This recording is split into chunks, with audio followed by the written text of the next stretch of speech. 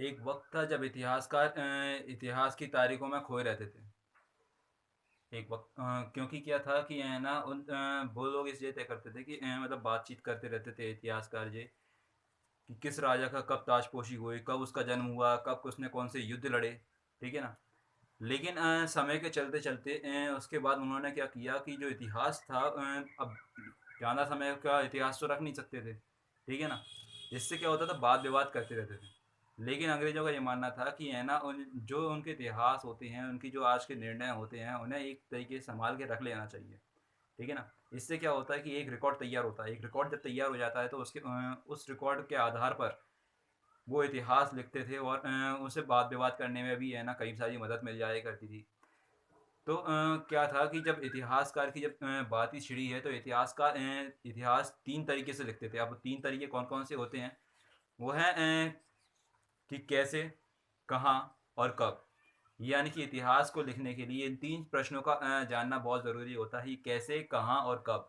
अगर किसी भी इतिहासकार को इतिहास लिखना हुआ या किसी पेपर में अगर अपन को इतिहास के बारे में लिखना है, किसी का भी इतिहास, तो हमें सिर्फ तीन चीज़ें याद करनी होती हैं: कैसे, कहाँ और कब। ठीक है। इसी के बाद अब हम तारीख की बात करते हैं तो पूरा इतिहास तारीखों पर निर्भर रहता है।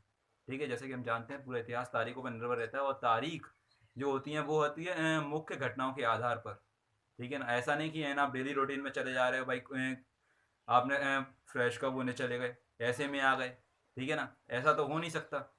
तो क्या करते हैं कि कहीं का भी जो इतिहास होता है, डेली रूटीन का जो इतिहास होता है, वो नहीं मानते इतिहासकार।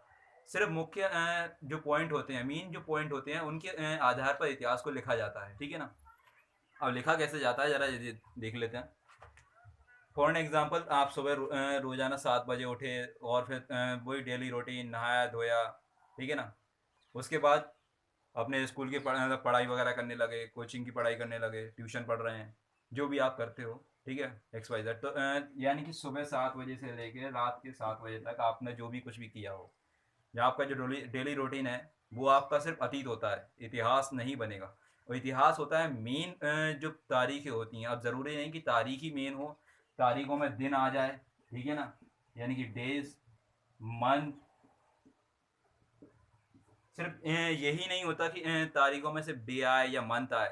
तारीख समय में कुछ भी आ सकता है, यानी कि सदियां भी आ सकती हैं। कई बार क्या होता है कि किसी भी चीज़ को जब अपन बदलाव लेके आते हैं तो जो बदलाव आते हैं वो एक साथ तो आते नहीं है कि एक दिन में बदलाव आ गया हो। बदलाव आने में समय लगता है। तो उस समय जो लगता है, यानी कि अपन जैसे चाय पीने, पूरा भारत ऐसा तो है नहीं कि एक बार में चाय पीने लगा हो सारा का सारा भारत। लेकिन क्या होता है कि चाय पीने का जो टेस्ट होता है वो धीरे धीरे चढ़ता है जुबान पर। इसे है ना, ऐसे ही धीरे धीरे पूरे भारत में है ना चाय का सिलसिला चला था। तो ऐसे ही हमारा जो इतिहास है, इतिहास भी धीरे धीरे कई बार चलता है। ठीक है ना। अब इतिहास में अंग्रेजों के जो इतिहास है, अंग्रेजों ने जो इतिहास, अंग्रेज इतिहासकार थे, उन्होंने जो इतिहास लिखा था वो अपने अंग्रेजों के आधार पर लिखा हुआ था। ठीक है ना। तो क्या था कि उन्होंने अपने अंग्रेजों के आधार पर जो इतिहास लिखा हुआ था, तो उसी के बारे में जान लेते हैं। सबसे पहला जो गवर्नर जनरल था वो था कौन? Warren Hasting. ठीक है ना। सबसे पहला गवर्नर जनरल था वॉरेन हेस्टिंग। तो क्या था सबसे पहला जब इतिहास मतलब अंग्रेजों का जब इतिहास उठा के देखते हैं, हम आज के टाइम पे हम जितने भी इतिहास पढ़ रहे हैं, तो ज़्यादातर हम अंग्रेजों के बारे में ही पढ़ते रहते हैं। ठीक है ना। तो सबसे पहला था वॉरेन हेस्टिंग। उसके बाद अपना आखिरी जो था, आखिरी था वॉइस रॉय और लॉर्ड माउंटबेटन। ठीक है ना। इन दो इन दो गवर्नर जनरल के साथ खत्म हो गया था। यानी कि अपन सिर्फ इस पूरे इतिहास में सिर्फ दो चीज़ों के बारे में अपन एक तो पढ़ते हैं। एक है गवर्नर जनरल और दूसरा है वॉइस रॉय। ठीक है ना। यानी कि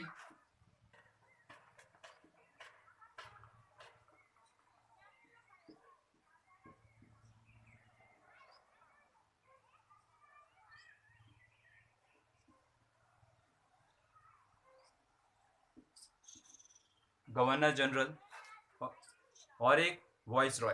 ठीक है ना। हम सिर्फ इतिहास में इन दो चीज़ों के बारे में मतलब इन दो लोगों के बारे में ज़्यादा ही जानते हैं। एक इतिहासकार में, अब इतिहास में बहुत सारे, ऐसा तो है नहीं कि गवर्नर जनरल सिर्फ एक दो ही थे। ठीक है ना। एक फेमस इतिहास वो है गवर्नर जनरल, जिसे हम आज के टाइम पर रानी लक्ष्मीबाई के हर एक ने सीरियल देखा ही होता है।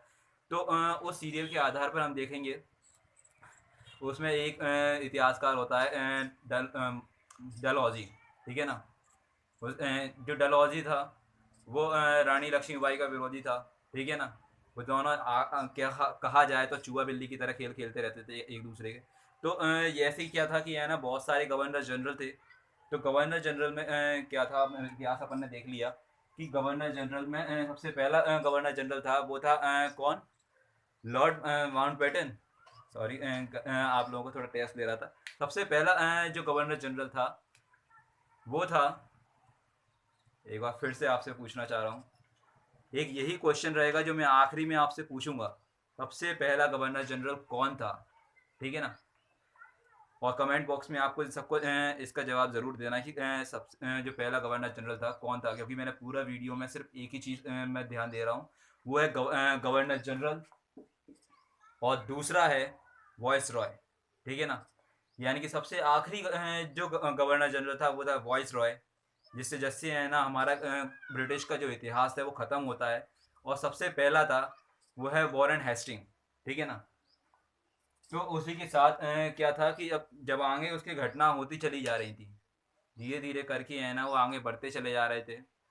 कौन, गवर्नर जनरल। पहले तो है ना सिर्फ भारत आए, उन्होंने व्यापार के बारे में बातचीत करी थी, लेकिन फिर धीरे धीरे करके उनके जहाँ पे आया ना सेटलमेंट कुछ ज़्यादा ही अच्छा होने लगा। फिर धीरे करके दूसरा एक और इतिहास का गवर्नर जनरल बना, फिर तीसरा तीसरा बना, ठीक है ना। और उनका राज्य भी धीरे धीरे पहले कलकत्ता में था, फिर मद्रास, ठीक है ना। उसके बाद देखते ही देखते भारत के है ना पूरे इस इलाके से देखते ही देखते उन्होंने सभी जगह पर कब्जा करना शुरू कर दिया, ठीक है ना। तो क्या था कि हमने आज देखा कि इतिहासकार सिर्फ 3 चीज़ों से इतिहास लिखते हैं, कब, कहाँ और कैसे। अगर वीडियो पसंद आई हो तो लाइक करें, कमेंट बॉक्स में बताएं अगर कोई नई चीज़ के बारे में जानकारी मिली हो तो। अगर जानना चाहते हो इतिहास के बारे में तो प्लीज़ कमेंट बॉक्स में ज़रूर लिखना, और चैनल को सब्सक्राइब करना मत भूलना।